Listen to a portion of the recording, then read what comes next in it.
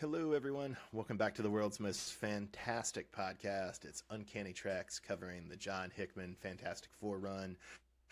This week, it is Volume 4. It is the storyline called 3. It is issues number 583 through 588. I am Bob in Cascadia. That is Matt in the Southland. We are a part of Uncanny Tracks. Matt, how are you doing this evening? Doing great, Bob. 4 become 3. Someone's 4 going become to 3. die. Dun, dun, dun. We do have a countdown to casualty. I guess we have that countdown in lieu of the Hickman text pages, Matt. That was a question last week, and I didn't remember if the text pages came back, and indeed they at least did not continue. They'll probably be back again before the series is over, but they did not continue into this arc. Yeah, there wasn't a lot of room for them to put text pages here. Not as much to explain, I think. It's interesting because the 3 does have the meaning of, oh, it's about to be the Fantastic 3, but it also does have the meaning of there's 3 big ongoing stories, right? Like you say, it's a pretty crowded arc in that sense. We should also say in the past, we've had Neil Edwards and Dale Eaglesham on art. For this arc, we have the great Steve Epting. Have you ever heard of Epting, Matt? Probably, Bob, but I don't remember what he's done. He's most famous for drawing the Captain America run that Ed Brubaker did, where he brought the Winter Soldier back. Oh, okay. Yeah, I've read part of that. Yeah, so that was a few years before this one. We can go ahead, since we've got a lot of issues to cover today. The arc may be called 3, but it's actually 6 issues. We'll start with 583, 3-part 1, In Latveria, Flowers Bloom in Winter. Matt, what happens in that issue number 583? So while the Fantastic Four deals with a problem with a mole-laid city in a very Star Trek-sounding neutral zone, Ben gets transformed back into his primate-ish state for longer. Valeria meets the Council of Reeds and cuts a deal with her godfather, Dr. Doom, and Silver Surfer discovers the grave of the future Galactus from the Miller and Hitch run. Do you like Doom's concern for his goddaughter Valeria's manners? Yeah, Doom's big on manners, Bob. Gotta learn something from your uncle. I had to look this up, but in this issue, Doom has some mental damage, which Valeria notices from his tics and his trouble speaking. And so the deal they cut is that Val will cure Doom in exchange for Doom helping her help her father. But that this original damage to Doom's mind apparently happened in Greg Pak's run on Incredible Hulk. I think in the story arc called The Fall of the Hulks, which I have not read, so I can't give you any more context for. Okay, so Doom got to be done by the Hulk probably, and that's why he's got brain issues. It has to do with a group of future intelligences maybe trying to do something to Banner and Doom's minds because they're 2 of the greatest minds on the planet. I don't really know, though. So he just didn't get a concussion. He's not. We can go ahead and talk about this here since it's natural. So in this issue, Doom is planning to abdicate the Latverian throne because he doesn't feel capable of it anymore after Fall of the Hulks and his brain damage. And so he's going to bring Christoph Virnoff in as his regent. Do you know who Christoph is? That's his son, right? It's his adopted son. Adopted son. And I didn't know this, but while reading up a little on Christoph to explain him, apparently Christoph is actually a son of Nathaniel Richards. And so he's actually Reed's half-brother, in addition to being Doom's adopted son. Good Lord. That's a whole lot of connections. Yeah. That's a lot of connections. Christoph definitely has been Doom in earlier runs, I think in the 70s and the 80s. And I think he's also been the king of Latveria before when he was Doom. So this wouldn't be Christoph's first run as the king of Latveria, I'm pretty sure. Although maybe somebody who's more into FF continuity than I can correct me. Yeah. So, Bob, we also get to see the Silver Surfer in this issue. Yeah, I wanted to ask, did you know why Silver Surfer would find the death of Galactus unacceptable since they've frequently been antagonists? I mean, Galactus isn't really supposed to die, right? When I wrote this question, I was assuming that the Surfer wasn't Galactus's herald at this point, but I was wrong about that. It seems like the Surfer is back to being Galactus's herald at this point in continuity, which comes and goes, as you might imagine.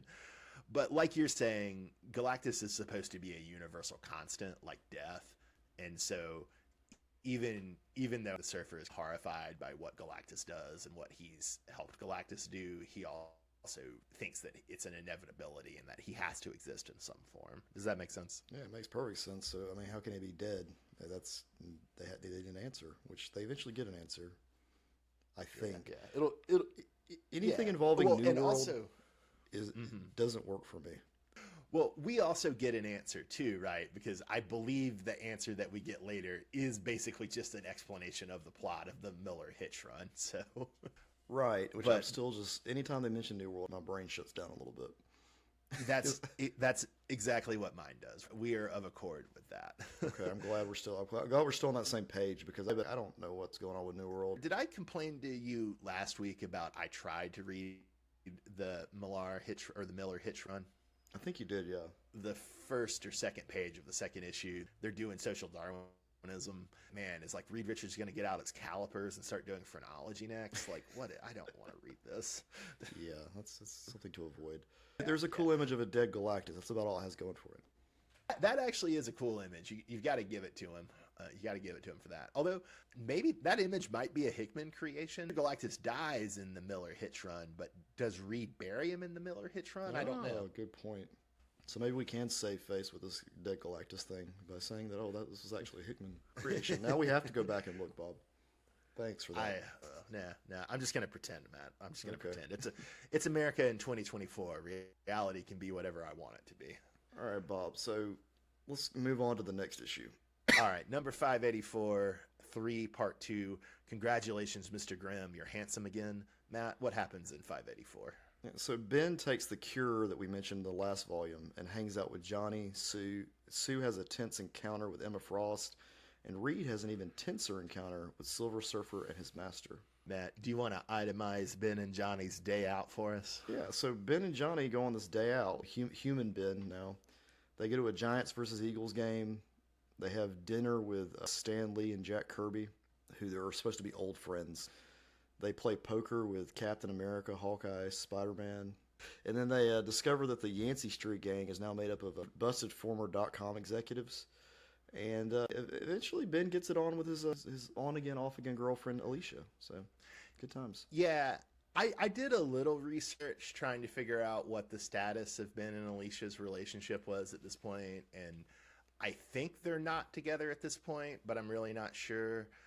I believe she was at Franklin's birthday party in our first episode, and I think there was a Thing solo series a few years before this, and if I remember right about that Thing solo series written by Dan Slott, she had another boyfriend, but at the end she and the boyfriend split up, but she and Ben were immediately getting back together. I think that's what went on in the Thing solo series. I think they're just friends at this point, but who knows. Number 585, we've got 3 part 3. It's Kings of Atlantis, exclamation point. What goes on in Kings of Atlantis, Matt? So Sue pushes Namor to an egalitarian settlement with old Atlantis.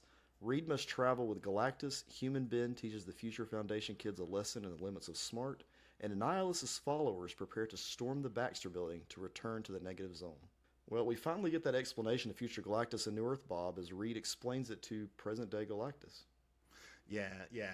I feel like present-day Galactus's reaction is not dissimilar to ours of, what is this Mark Miller garbage? Yeah, what is this New Earth? And I need to go get in my spaceship to go destroy it.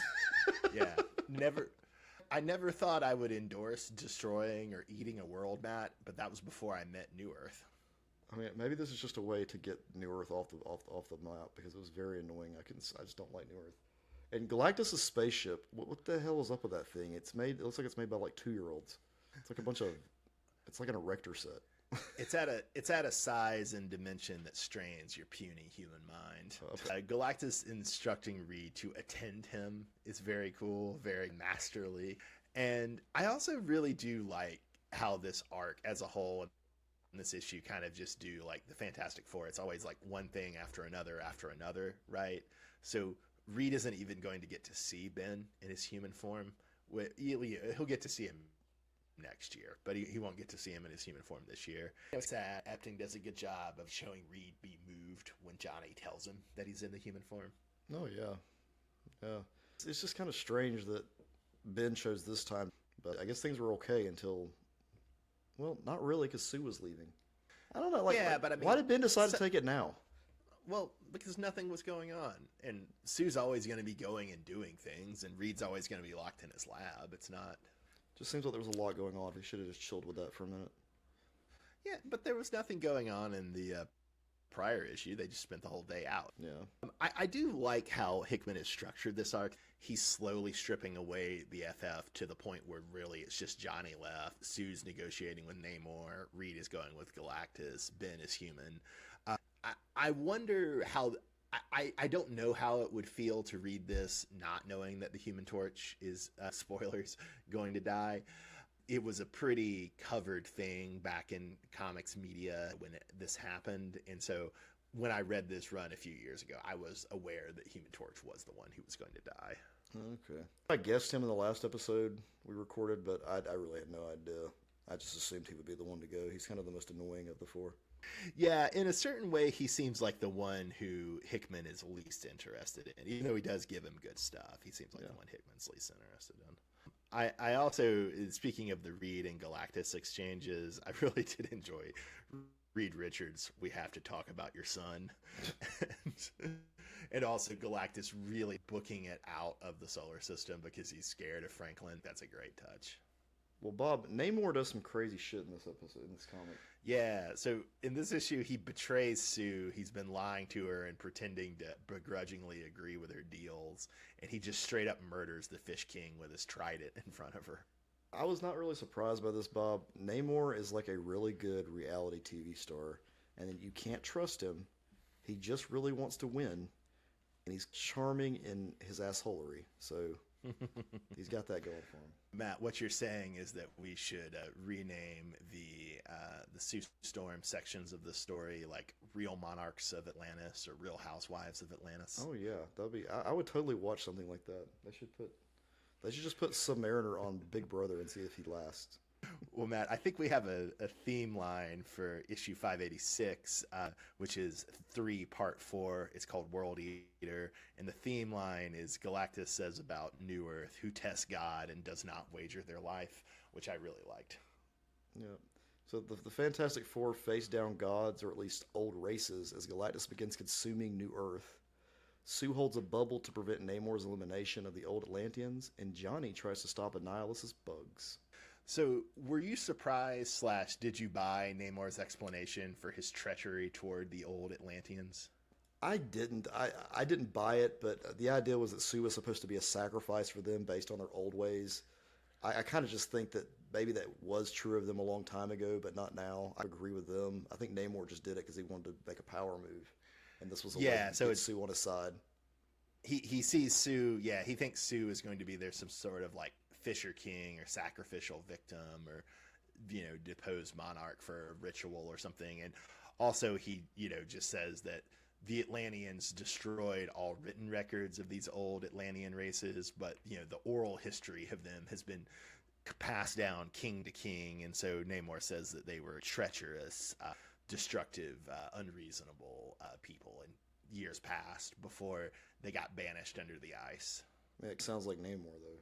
So man, just no sympathy for Namor despite his charmingness, huh? Nope, none. Oh man, and this come to play in the next issue even more. But man, young Bentley does love his bombs. Yeah, Bentley has obviously experienced trauma in his life, which we've witnessed. He just loves bombs. He has, but also can a boy just have a healthy and loving relationship with his bomb, Matt? Does it have to be more than that? If he wants to. I think he needs to talk to somebody about it. All right, so let's go ahead and move into issue number 587, 3 part 5, Last Stand. Matt, I gave you a really easy one for this. Yeah, this is literally just where everything comes to a climax, and we end up with the death of Johnny Storm. I guess before we get there, were you surprised that the old Atlanteans are now recognizing Sue as their regent or their queen since the Fish King entrusted his 2 children to her? Yeah, I knew they weren't going to recognize Namor as their anything, so I guess going to have to go with Sue. And then, Matt, you had a New World observation? Yeah, so, I don't like New World. I'm glad it's going away and Galactus is eating it, but I just want to point out how disturbing Mother X is with her giant-ass head. Yeah, which I think was already disturbing, but now that apparently it's got like the souls of everybody in New World, it's extremely large. Yeah, she's like packing everything into her brain, and it just makes it bigger and bigger. It's just it was an odd character, an odd looking character. Yeah, yeah. My favorite bit in this issue is when young Leech starts yelling "punch, punch," and a human Ben just assumes that like Leech is like cracking under the pressure, but Valeria has figured it out, and so knocks him upside the head with a wrench. That allows Franklin to use his god level power against the bugs. Valeria points out that there's a reason that Reed made Leech Franklin's roommate, and that Leech has been following Franklin around for the whole series to this point. Yeah, that explained a lot because I could never figure out his power set. And then now that I know that, oh, okay, Leech has been leeching it from him, that's why we don't really get a clear understanding of what, or at least I didn't get a clear understanding of what he could do. It varies, but usually it is portrayed as he can shape and control realities and universes. A lot of this leading up to the death of Johnny Storm is they have to get to the other side of the portal. They have to close the gate on that side. Oh no, there's no way they can close the gate on that side. Somebody has to stay behind to close the gate. And you have Valeria strategizing with Alex and Bentley. Did you find that stuff riveting and persuasive, or did it just seem obviously placeholders? To me, it seemed like obvious placeholders. We knew what this was going to come down to. Either Ben or Human Torch were going to be the ones to take the fall. One of them was going to have to stay on the other side. Yeah, yeah. To some extent, Hickman might even be commenting on like tropey superhero deaths have gotten. It's so clearly a marketing scheme with the countdown. But on the other hand, even though he's pointing out that it's so contrived, he does actually manage to wring real emotion out of it. Yeah, I mean, there is some emotion there. The last couple of pages are very emotional, this issue. I appreciate the way they did it. And they leave it, he left it somewhat open-ended with the art, because you don't see Johnny Storm, ripped to shreds. But yeah. You get Which the is impression maybe just didn't have a good tasteful, but also leaves open the possibility for return. Which is what most comics do. They're not just going to have a definitive end there and you see Johnny's head ripped off. One of the things I really like about this issue is Valeria being very practical about it, but you get the sense the whole time that she knows it's going to be her Uncle Johnny that she leaves. And I like that. It's one of the things that mystifies me. People don't say this anymore after Hickman's X-Men run, but before his X-Men run, Hickman had a reputation as a real bro writer, which on one hand I can see how that would happen, but on the other hand, man, he writes Sue and Valeria so well. I don't get how he got that reputation. Sue and Valeria are definitely some of the better characters in the run so far up to this point. I'm more interested in them and their stories, honestly, than I am with Reed's. Yeah, yeah. Any other thoughts about the death of Johnny? The only thing I want to point out is that if they would have gone with Ben Grimm dying, that would have been somewhat of a cop-out because, Ben was in his human form. And if they would have killed him in his human form, and then you kind of pan away the same way they did in the comic for Johnny, and you don't know if he died or not, you would eventually realize that, he survived somehow by turning back into the Thing right before they started attacking him, and some magical way of this Thing's powers are stronger now, he's more invulnerable. I don't know. There's something they could have done there with that. So I'm glad they didn't go that direction. You could have maybe done something interesting too with him like re-becoming the Thing in the negative zone. Would that mean something different? Right. That would have been another option. Although it also does make it kind of elegant that he is in his human form, because if he had been in the Thing form, it would have been a lot more difficult for Johnny to sacrifice himself, right? Right. And so that, puts whatever else you can say about Hickman, the man plots really intricately, right? So yeah. Well, that was intentional for sure. I mean, there's no doubt about that. Yeah. No, it's good. It's good. All right, Bob. So this final issue is a very quiet issue. Yeah, it's mostly a silent issue. There's a backup story with dialogue, but it's mostly a silent issue. It's drawn by Nick Dragata, who becomes one of Hickman's longtime collaborators. They do, I believe, East of West together, which was a very good Image series, although I wasn't super satisfied by the end. But overall, it was still a very fascinating Image series. So this is, the epilogue to 3. It's called The Month of the Morning. And I would say, too, before you run down the events, we were saying a little bit earlier, at least I was saying, that Hickman's kind of commenting on the tropes of the superhero death. And I feel like you see that a little here too, where this is the morning issue, and it's also the last issue for now of Fantastic Four.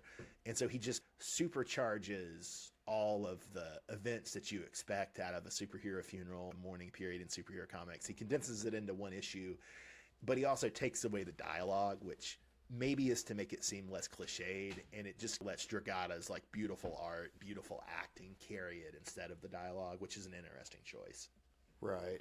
I appreciate the issue. It's almost like you're paying respect to Human Torch by the moment of silence. I didn't think about that, but that's exactly right too. Reed and Sue are clearly not talking for a period in the comic, and so that plays into it too. In the plot of this silent issue, we'll go through it, but just to give you an idea of what's happening on the pages. Kristoff reascends to the throne of Latveria. Ben agrees with Thor and Hulk. Reed decides to reform the council. Val gives the Future Foundation a new project, killing Annihilus. Nathaniel returns. Spider-Man explains to Franklin how he also lost an uncle. And Hickman channels Stan Lee in a text page announcing the book is becoming the Future Foundation. What of that issue stood out to you, Matt? The whole Spider-Man talking with Franklin about how they've both lost an uncle. I thought that was interesting. And it had a really cool visual of Franklin on a spot, like a swing made out of webs, while he talks to him and eating a hot dog. But that was He's eating a hot dog, sitting on a web swing under a gargoyle. Yeah, it's very sweet. Who else gets that kind of therapy? It's amazing. Nathaniel returning, that is whatever. That guy just keeps coming back. His gimmick is that he just shows like, up. Oh, look, Grandpa's back. Val seems scary, funny. though, at this point. She's going to have some crazy shit going on to kill Annihilus. I don't know what, but that'll be neat to figure out. Yeah, they're really teasing us with supervillain Val in between her having the deal with Doom earlier in the arc and her taking all these kids to a really dark place. Yeah. It's like, we need to murder this guy. I do think it's interesting to think about the Spider-Man and Franklin stuff in the sense of you wonder, and this is maybe ruining it because this is getting more sinister, but you almost wonder if Reed set him up to have this conversation because Franklin is coming into his god powers again. So Spider-Man is giving him the great power, great responsibility talk. Oh, man. Yeah. And correct me if I'm wrong, this may be way off, but doesn't Spider-Man eventually join the Fantastic Four after this? Or is that before? He does. Yeah, okay. Yeah, he does. And the only reason I know this is because there's a lot of unlockable costumes in video games, and I know one of them is a Future Foundation outfit, which I'm like, okay, that makes sense. Yeah, he joins, although in a sense it's maybe more he joins the Future Foundation in this iteration than he joins the Fantastic Four, if that makes sense. That does make sense, yeah. Although I actually can't remember how they explain it, but a few other people are going to join the Future Foundation too, including Nathaniel, which is interesting that only John Hickman would be more interested in Nathaniel Richards than Johnny Storm. This guy with flying fire powers, he's boring. You know who I want? I want the old man time traveler with such convoluted continuity. Oh, Reed Richards' dad. That's who I want. The interesting difference between Reed and Val is that their response is like both to turn to other people, but with Reed, his response is to turn to other versions of himself, while with Valeria, it's to turn to her classmates, which I think is an interesting contrast. Oh, that is interesting, yeah. I didn't think about that. Although, like we said, with Valeria, it's darker, right? Because, Valeria's got issues. Yeah, but yeah. I'm surprised that Reed didn't set up anybody to talk to Valeria. But she just sought out Dr. Doom herself. Everybody does know at this point that Franklin's powers are back because of the showdown with the bugs from the negative zone. Oh yeah, Johnny even comments on how good he is with him, how he's doing it correctly. In that sense, Spider-Man wouldn't necessarily had to have been set up by Reed. Anything else about the silent issue, Matt? Nothing for that last issue, Bob. But let's talk about the series, the volume as a whole. Favorite visual. I really like the visual in the final issue of Reed looking defeated and realizing how many different threats he's facing because it just keeps showing up on the computer. And I don't know what computer system keeps up with this crap, but apparently everything's at a high level right now. We were saying that there are no text pieces, but that list in the silent issue is kind of a text piece, isn't it? And yeah, it does feel very defeating. It was interesting. I believe this was in the first issue where Valeria breaks into her father's, his Mr. Fantastic logs, as it were. They're not just recordings, but it seems a sort of artificial intelligence of Reed that can't answer questions about it. That really is what I think it's supposed to be meant. It's meant to be. But I think it's more of a way of almost showing thought bubble for Reed Richards at this point, just in a different manner. Like, oh, this is this is what Reed's thinking about all of these things that are on high priority. Very much so. Very much so. For me, my favorite visual would be the last page of 586, which is the splash page of the negative zone bugs busting through. Feels very Event Horizon. I really enjoyed it. Good job, Steve Epting.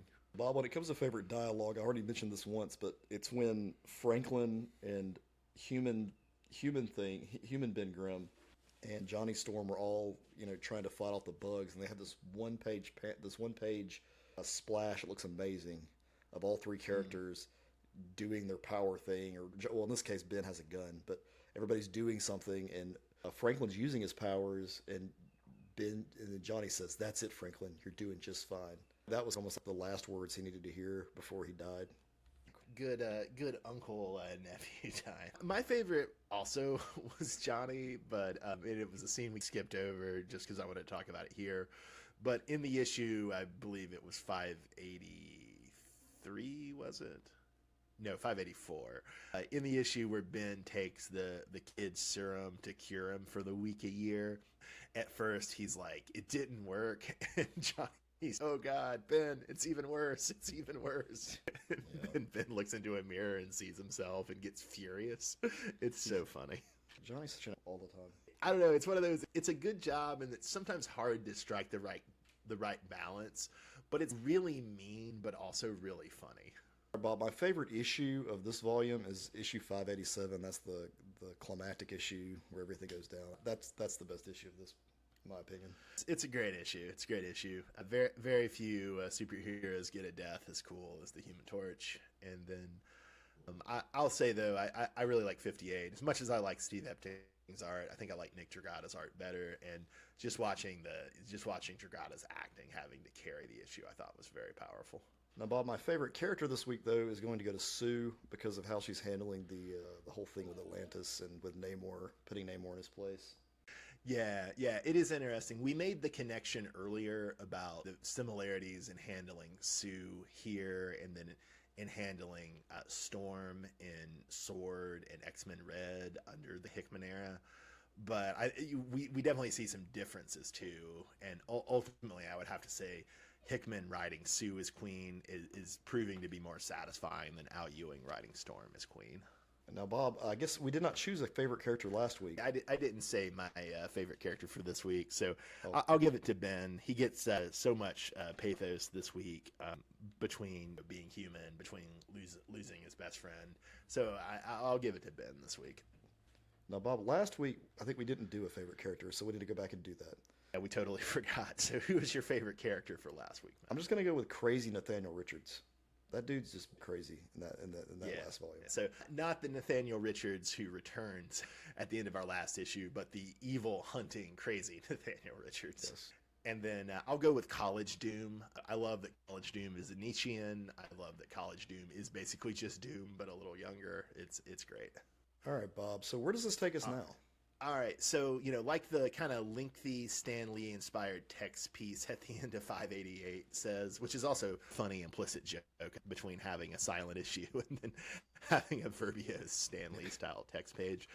But we're going to a new series called Future Foundation. We'll be in Future Foundation for 11 issues, which for our purposes is 2 episodes. And then Fantastic Four will start back up at 600. And then Fantastic Four and Future Foundation will run parallel for about 2 trades worth of issues each.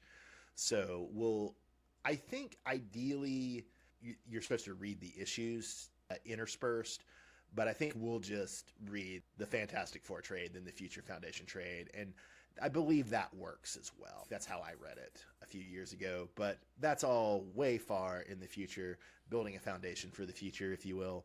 All you need to worry about for next time, dear listeners, is the first 5 issues of Future Foundation Volume 1, which is also a trade called Future Foundation Volume 1. All right, just for my clarity, Bob, does this mean that the Fantastic Four comic change its name to Future Foundation? Well, they cheat with it because it's a new number one, but then they count the 11 issues of it to the numbering to get Fantastic Four to 600. That's what I need a clarification on. So technically they did change the name and they did redo the numbering. They did the same thing with Detective Comics, I believe, during New 52. But they then go like after, so you have the build up to Fantastic Four 600, then it's Fantastic Four 600, 601, and so on, and then it's Future Foundation 12, Future Foundation 13. Yeah. That's way that's what I would for anybody. Okay, cool. Yeah. But if I remember correctly, you can read it like in a month to month order, or you can read it in the trades, and either makes sense. Okay. Well, that's very different than what I'm used to. That's neat. And it does, like, so the first 11 issues, if I'm remembering correctly, will be like focused on the Fantastic Four plus the Future Foundation kids. Whereas when the title split back to having Fantastic Four and Future Foundation, Fantastic Four is focused on the Fantastic Four. Future Foundation is focused on the kids. Oh, okay. Well, I guess that makes sense. It's just a weird way it's being done. I don't know. It's like Future Foundation was birthed from the Fantastic Four and spends several issues within the Fantastic Four to only birth its own thing. Yeah, and you should. It's literally birthing a comic. That is so weird. Yeah, it is funny. It is funny. And then I think I might have us when we finish Hickman. We could do 3 other episodes on the Future Foundation, but those other episodes they overlap with Fantastic Four comics that are going on at the same time. But you don't have to read those Fantastic Four comics to read those Future Foundation comics. And sounds like Krakoa. I also think those Future Foundation comics are maybe a little better than what was going on in the FF comics in their era. All right, Bob. Well, I look forward to it. All right. How many times can I say Future Foundation and Fantastic Four? We will see. Join us next week for Future Foundation numbers 1 through 5. I am Bob in Cascadia. That is Matt in the Southland. R.I.P. to the Human Torch. Have a great night, everybody. Thanks for listening.